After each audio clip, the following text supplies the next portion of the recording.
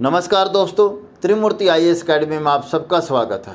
दोस्तों, आज मैं आप सबको ग्लोबल वार्मिंग की एक रिपोर्ट के बारे में बताऊंगा, जिसे क्लाइमेट चेंज की एक संस्था IPCC inter government panel on climate change ने तैयार किया है।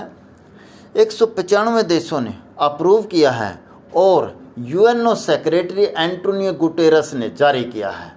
इस रिपोर्ट में डेवलप कंट्रीज पर बुरी तरह से लताड़ लगाते हुए कहा गया है, तुम्हारे खोखले वायदों और अपर्याप्त प्रयासों के कारण संसार एक ऐसे संकट की ओर बढ़ रहा है जिसके कारण इस सदी के अंत तक ग्लोबल टेम्परेचर 2.5 डिग्री से 3.5 डिग्री तक बढ़ जाएगा, जिसके कारण संसार को भयंकर बाढ़ और लंबे सूखे का सामना करना पड़ेगा।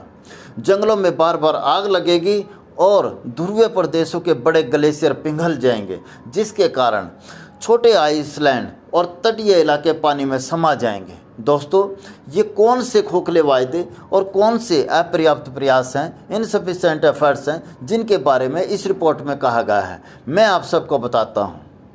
दरअसल दिसंबर 2015 में फ्रांस की राजधानी पेरिस में COP21 की जलवायु परिवर्तन से संबंधित एक मीटिंग हुई, जिसमें first time legally binding agreement हुआ, जिसे 196 कंट्रीज़ के द्वारा अडॉप्ट किया गया।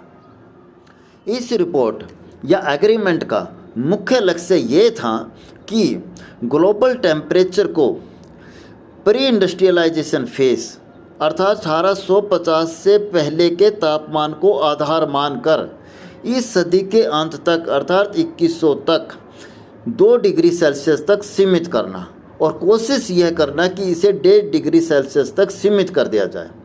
इस कार्य के लिए मुख्य रूप से ग्रीन हाउस गैसेज के इमिशन को बंद करना, वातावरण से कार्बन डाइऑक्साइड की मात्रा को निकालना, फॉसिल फ्यूल की जगह सोलर एंड विंड एनर्जी का प्रयोग करना, अधिक से अधिक पेड़ लगाना और मांसाहार का कम से कम प्रयोग करना शामिल था।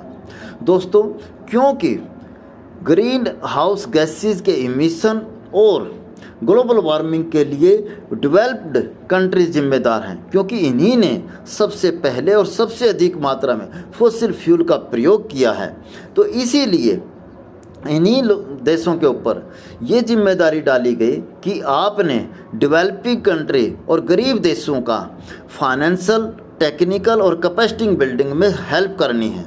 तो दोस्तों, 4 अप्रैल की रिपोर्ट इन्हीं वायदों के बारे में बताती है।